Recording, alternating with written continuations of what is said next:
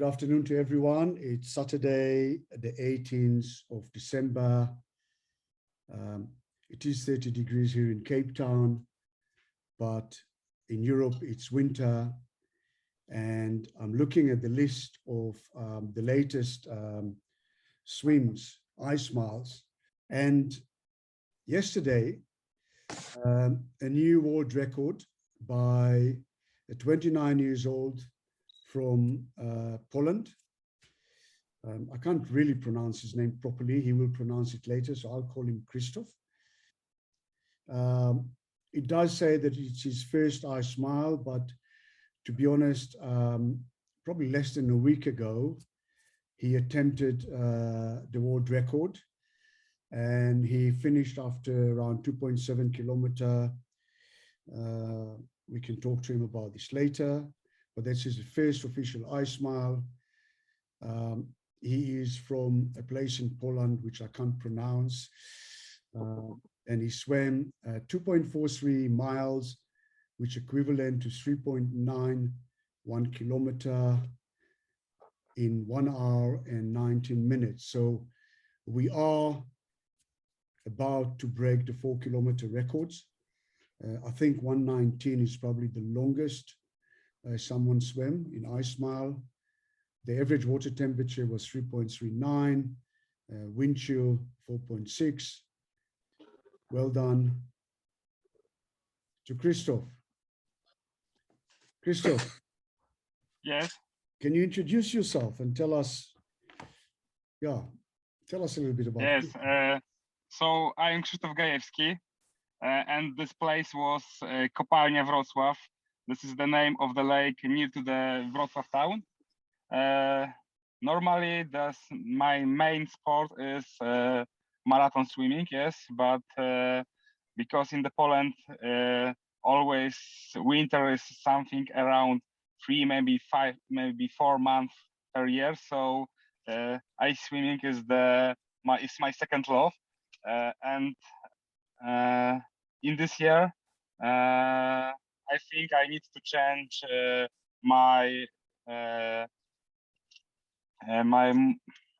I need to change my main idea of swimming, yes, because after this week I just love ice swimming much more than before.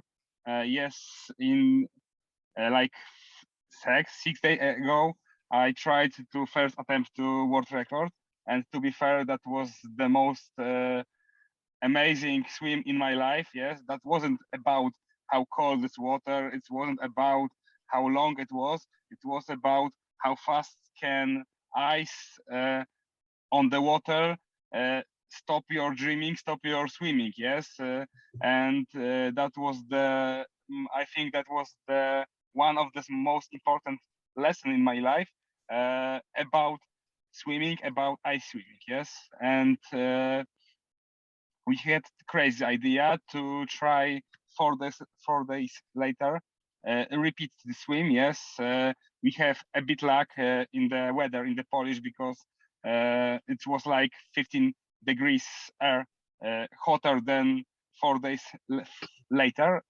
And to be fair, we wasn't sure how I will feel in the water. Yes, and the second attempt was, in my opinion, so it was so important for me experience. Yes, because I always was feeling that after being a long time in the cold water, you need to have really long rest. But to be fair, if you do everything correct, if you speak with your doctor, and you try to understood what exactly happened with you, you can really fast return to your speed fast, and about your feeling in the water. Okay, congratulations, Christoph. It's amazing. I do have some questions to you. Why did you decide? I mean, Poland is becoming the ultra marathon place for for ice swimming. What made you decide to suddenly swim 3.9 kilometer in 3-4 degrees? Yeah, I think it's starting like 10 years ago when I first time met Christoph, and always in the competition we try to win each other. And this time it was my time, but like 1 month later, before the swim, I called to Christoph, and I'm sure in like maybe 2 weeks, maybe 1 month, he will try to Break to the beat record. me. Yes. Okay. In 2 months, I think. In 2 months, yeah. Yeah. Yes. I think it will be faster. I was talking with him. I'm in contact with Kubiak. Yes, so he Yes. is very important world champs now for him, and then we will see. Yeah. Okay. After He Gogu. needs more speed, he said now, and after that, yes, of course. So I want to show you something, and then I want to ask Michal. You can all see this chart. Can you see this chart? Yes. Yes. Okay. So if I quickly explain the chart, for those who don't know, the course was a few meters of walking, and then about 20 meters swimming to a loop. And he did a loop, 13 loops of just under 300 meter. But then he swam back to the beach. So that ended up at 3.91. So what we've got here is the speed, as you can see here. That's the speed per kilometer for every loop. So he did 13 loops, and he started the first loop. His pace was 16.50 for 1 kilometer. And you can see there is a consistent slowing down in the pace. And obviously, we can also see that. I was watching it live on video, and Leszek and Michal watching it from the boat. You can see how the pace towards the end dropped significantly. So he started at 16.5 minutes per kilometer and finished almost, the last loop was at 25.3. And I wanted to ask Michal on the boat, it was obviously for all of us, when we experienced, we can see that Christoph stroke rate and pace was slowing down significantly. Were you worried, Michal, on the boat? Yeah, this is my job to be worried about the swimmers in the water, especially in the cold water. I would be worried if you told me that you didn't, yeah. Yeah, exactly. Yeah, exactly as you said. It's when I observe the Christopher, I was able to see how his speed is going down, but because I know him for some time, and we do a few projects together, then I can tell that even he slowed down, but he's still swimming, and his movement in the water is looks good. That I know that everything it's fine. But the situation is like, for the example, the first attempt when I need to jump into the water and grab the Christopher out of the water, it was because he stopped swimming. And when I asked him about his condition, he showed me the thumb and say, okay, and I know that's not a, there was no Christopher anymore. There was just only the body and nothing. My decision to take him out from the water. But this time, even he slowed down, he's still swimming, and he was able to recognize what is around the Christopher, he was able to keep the target, and he was swimming. Okay, we'll go back to you, Michal, for the recovery, because I was watching the recovery as well. It was quite interesting. I've seen this before so many times, and but again, it's interesting. The recovery many times tells a lot about what was the stage of risk or of the swimmer at the end of the swim. Hypothermia. Yeah, exactly. So, Christoph, I want to ask you, when you look at the chart, does that make sense to you?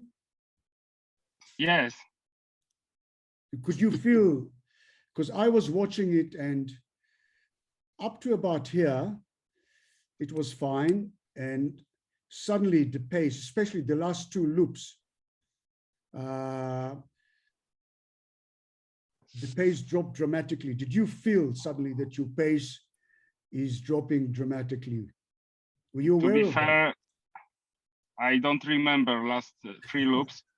Like always in the cold water, I have no idea how I always forget this that hard. Yes, I only what I remember at the end was my ask after end of last loop was asking kayaker, this is done or I need to go one more. Yes, so my counting in my head was correct. You asked the kayaker after 3.9 kilometer if you need to do another loop. Yes, because I'm not thinking how much I need to do. Yes, I'm thinking I need to swim, so I swim. Yes, it's not, there is no place to thinking how I can do it or I can't. Yes, if I can swim, I will swim. If I cannot, it's end. Did you count the loops? Did you know every loop? Yes, yes, I was sure this last one. Yes, so you knew after the 13 loops that you, or you thought that you finished? Yes, but it's only one thing what I remember, yes, right now, from this like last 15 minutes, yes. To be fair, I was so surprised that it took that long, yes. I was sure it's less than 1 hour in the water, yes. And I remember this 1 second when I go out from the water. And to be fair, I later totally forgot about this, yes. I was asking like 1 hour later, people maybe 10 times, I did it or I don't, yes. I was ready to go to the water and again try. Yes, that was full focus on the swim. Okay, so I mean, to swim 3.9 kilometer and remember that you've done 13 loop and to ask and to say, do I need to do another loop or not? It is indication that you knew what was going on. Of course, after hour and 19, you were very cold. So what I wanted to ask Michal and yourself as well, I was watching the recovery, and typical, it's difficult to get out of the water. And we all, when we finish an ice swim, we're not cold. We can't move, we can't talk, but we're not cold. It takes few minutes before, okay, we've got 10 minutes to finish this. And then obviously I saw you lying in recovery and you took the blankets off. I said, I don't need blankets. I'm not cold. And then about 3 minutes later or 4 minutes later, you were covered in blankets and you were obviously the after drop caught you. Michal, how was his recovery? Were you happy with his recovery? This time, yes. This time, yes, not the first time. Okay. And this, what you described, we call in the medicine like the euphoria of the hot, because the people, when they got the hypothermia for some time, and the temperature of the inside body going down and decrease, that we feel our body feel that we are very, very, very hot, and people want to take off everything because they enthusiastic of hot. And this time Christopher got this level, and on the beginning, and then he started to recover in normal process, in my shaking, and he called it, I need to lay down and call, but all process of recovery take like 40 minutes, 45. It was nice and smooth. And he was able for all time to talk to me. No, I That's saw it. Leszek sent me videos and he was smiling. So, Yeah. Leszek, how did you saw a lot of ice smiles, you experienced ice swimmer. You were there with Kubiak, right? I remember that, yeah. How did it look? How did it look to you as observer? You mean Kubiak or Krzysiek? No, Christoph. Like, how did his Christoph. swim look to you? He looks very good all the time. Of course, the distance, the time between finishing the swim and starting of shivering was very long. Maybe I don't know. Maybe it was 15 minutes, but I think it's normal when this time in water was so long. And I can say another time what said Michal, that it was very smooth. He was even in the first 15 minutes, he was in contact, not very good contact, of course, but he was with us all the time. So I was impressed. I didn't know. I did know he's very strong. I know a lot about his endurance, but I didn't know he's such a strong guy. Yeah. So it was impressive for me. Yeah. And Michal, what happened that 4 days, or now 5 days, 4 days before this world record, you pulled him out after 2.7 kilometer, and you weren't happy. And 4 days later, he swims 3.9 kilometer and you're happy. How can that happen? I don't know. Don't ask. The question is why I proved this. I don't know, really. He called me and he said, Michał, I need to go and you need to go with me. Yes. I don't know. It was like it was an impulse. In both swimming, with Michał was one more doctor, our friend Artur Pupka. He is professor of the sports medicine. And to be fair, I need to do a lot of any test, blood, everything, to just have okay to repeat this one. Yes. So you have done a lot of tests in the 4 days to get permission. Do you know what you tested? What did you test to see if you're normal? We repeat EKG, I don't know the English. Okay. Everything on the blood, some neurological tests, and I think any question about my feeling. I feel cold. I feel hot. How much water I drinking? I think that's all question. Yes, when you ask the sportsman about you are overtraining or you are in the speed, yes, and you feel okay. Ram, you have remembered that in Poland we have a different way of swimming.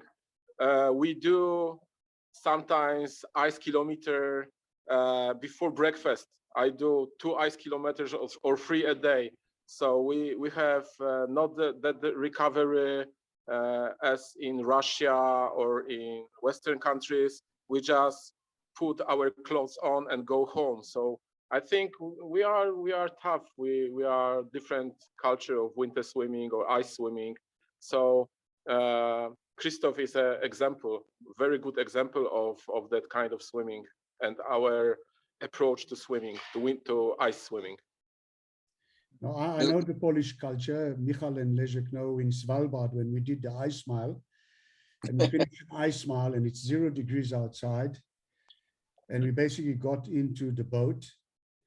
The boat was a metal yacht, so it was almost like a fridge, going from the ice water into a fridge, and basically all we had is a few blankets, and we sat there for 20 minutes until we recovered, you know. So I know the Polish, the Czech as well.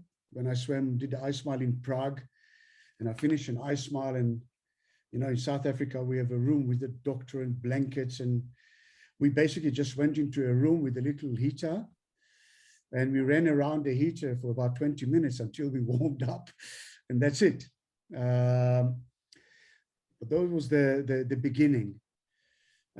Okay, we almost finished here, so I want to again finish with Christoph, and how do you feel now, a day after the swim?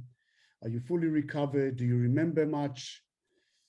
To be fair, I repeat all medical tests yesterday, and they look much better than in the Monday after first attempt. Yes, so I think tomorrow, like always in the Sunday, I have my team on Kopalnia Wrocław winter swimmer. So I think tomorrow is a good day to go with them to the water again.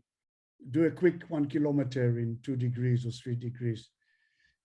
I think maybe not 1 kilometer because we are so scared how my body will react. But Yeah. yes, something we do. Okay. Okay, guys, it's amazing. Well done for a new world record. Again, 3.9 kilometer in 1 hour and 19, water temperature for 3.39. It was definitely tough, but again, it's not the first time that I asked doctors like Michal or professors said, how can we do that? And they say, I don't know. But the reality is that we continue to do amazing things in the ice. And I think the amazing thing for me is that you attempted 5 days ago, and then 4 days later, you came and you swam 1 kilometer, 1.2 kilometer more, and you did it better, and you're fine. And today you're 100% fine. You had the medical test, and tomorrow you go back to the ice. So it's fascinating to see how the limits in the ice are growing. And I'm sure Kubiak right now is sitting with a spreadsheet and his doctor planning how to break the world record. But that's what's amazing about this. So well done again, Christoph. It was an honor to meet you. And hopefully, if nothing goes wrong, I will see you all in 2 months in Glogov. Yes, I will be there with Leszek and Michał. And of course you, Ram. Thank you so much. Pleasure. Okay. Well done, Bye. guys. And see you in the ice. See you. Bye. Bye. Bye-bye.